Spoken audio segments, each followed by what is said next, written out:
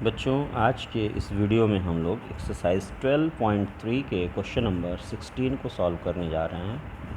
Question number 16 कहता है बच्चों की आकृति में छायांकित डिज़ाइन का क्षेत्रफल ज्ञात कीजिए जो 8 सेंटीमीटर त्रिज्या वाले दो वृत्तों के चतुर्थांशों के बीच उभयनिष्ठ है। तो यहाँ पे बच्चों दो चतुर्थांश हैं। एक चतुर्थांश है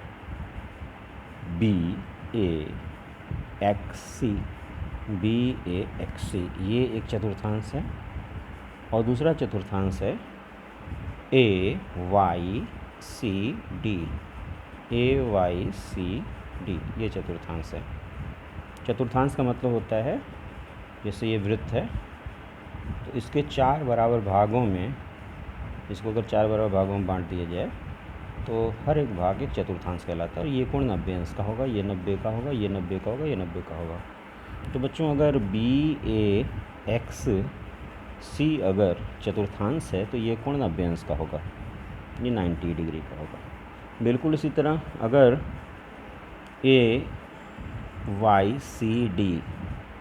AYCD अगर ये चतुर्थांश है तो ये कोण 90 डिग्री का होगा, ये 90 डिग्री का। अब ये दूरी 8 सेंटीमीटर, ये 8 सेंटीमीटर, ये 8 सेंटीमीटर, ये 8 सेंटीमीटर, सभी भुजाएं बराबर हैं और ये दोनों कोण 90 अंश के हैं। तो हम कह सकते हैं कि यह एक वर्ग होगा, क्योंकि ये समचतुर्भुज है, सभी भुजाएं बराबर हैं तो समचतुर्भुज है, और एक कोण 90 अंश का है, इसका मतलब ये समचतुर्भुज क्या होगा, वर्ग होगा। तो ये वास्तव में एक वर्ग है। अब आपको बच्चों निकालना क्या है, इस का क्षेत्रफल निकालना है। ये जो उभयनिष्ठ भाग है दोनों चतुर्थांशों के बीच, यानी AYCXA,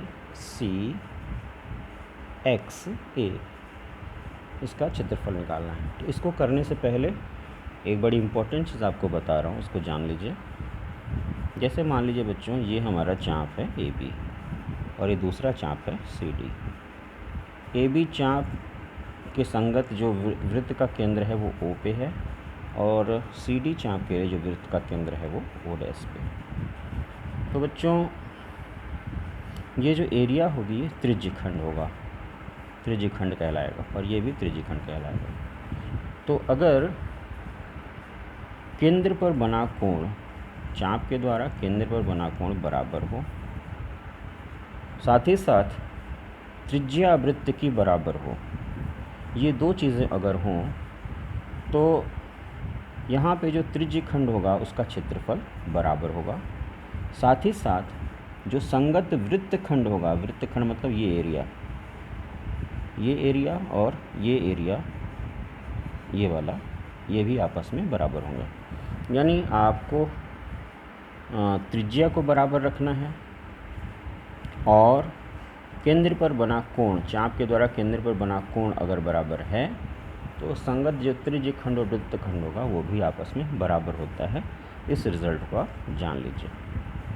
तो बच्चों हमने किया क्या, हमें ये एरिया निकालनी है, तो हम करेंगे क्या कि A और C को मिला देंगे। तो A और C को जब मिलाएंगे तो हमें बच्चों देखिए एक वृत्तखंड मिला, ये AC, ये हमें वृत्तखंड मिला। ये हमारा यहाँ से बस इतने पे आप फोकस करिए, ये जीवा हो गई, ये हमारी जीवा है, ये जीवा है। तो ये त्रिज्यखंड मिला बच्चों ये। और अगर हम ये ले लें, इस चाप को ले लें, AYC को ले लें, ये त्रिज्या लें, तो ये भी एक वृत्तखंड हुआ इस केंद्र D के लिए। इस वृत्तखंड चतुर्थांश AYCD के लिए ये AYC जो होगा, ये वाला AYC, ये एक वृत्तखंड होगा। तो हम कह सकते हैं बच्चों कि ये जो उभयनिष्ठ क्षेत्रफल जिसको कहा जा रहा है, ये वास्तव में दो वृत्तखंडों के बीच बना हुआ है। एक दो वृत्तखंडों को लेकर बना हुआ है। एक वृत्तखंड है AXC ये वाला, और दूसरा वृत्तखंड है AYC, ये वाला। इन दोनों को जोड़ देंगे तो ये पूरा वृत्तखंड पूरा क्षेत्रफल आ जाएगा। तो सवाल उठा कि हम कैसे निकालेंगे।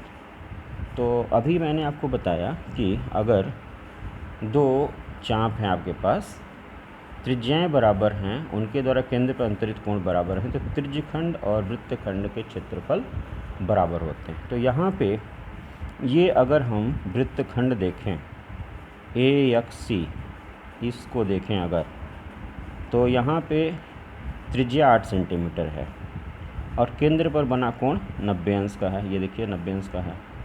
और अगर हम ये वृत्तखंड देखें, ये वाला, ये वृत्तखंड देखें ये वाला, तो त्रिज्या फिर वही 8 सेंटीमीटर है और केंद्र पे इस चाप के द्वारा यानी AYC चाप के द्वारा केंद्र बना कोण भी 90 अंश का है। तो इसका मतलब ये वृत्तखंड और ये वृत्तखंड, दोनों वृत्तखंडों के क्षेत्रफल बराबर होंगे क्योंकि दोनों की त्रिज्याएं और केंद्र पर बना कोण समान है, 90 अंश है। तो हम एक का अगर निकाल लें, एक वृत्तखंड का क्षेत्रफल निकाल दें, उसका दुगुना कर दें तो पूरा जो एरिया है ये हमें मिल जाएगा। तो आइए बच्चों ये एरिया निकालते हैं, इस वृत्तखंड का क्षेत्रफल निकालते हैं ACX का। ACX का क्षेत्रफल हम लोग निकालते हैं।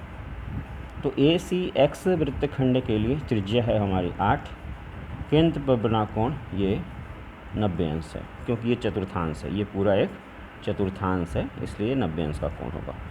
तो वृत्तखंड AXC का क्षेत्रफल बराबर फार्मूला होता है πr²/360 इंटू थीटा, थीटा मतलब यहाँ पे 90 डिग्री है, -12 r² sin 90।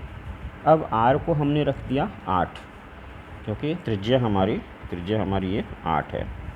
तो r को 8 रख दिया तो π8²/360 इंटू 90 -12 8² इंटू 1, तो पाई इंटू 8 इंटू 8/90 से इसको कैंसिल आउट किया, 4 हो गया, -12 8 इंटू 8। अब टोटल क्षेत्रफल ले रहे हैं डिज़ाइन AXCY, डिज़ाइन AXCY मतलब AXCY, ये पूरा क्षेत्रफल अब ले रहे हैं ये वाला। तो इसका क्षेत्रफल होगा इस क्षेत्रफल का 2 गुना, क्योंकि अभी हमने ये क्षेत्रफल निकाला है और ये वाला क्षेत्रफल, इधर का वृत्तखंड का क्षेत्रफल और ये वृत्तखंड का क्षेत्रफल बराबर होगा। तो ये हम निकाल चुके हैं, इसका 2 गुना कर देंगे तो ये पूरा आ जाएगा।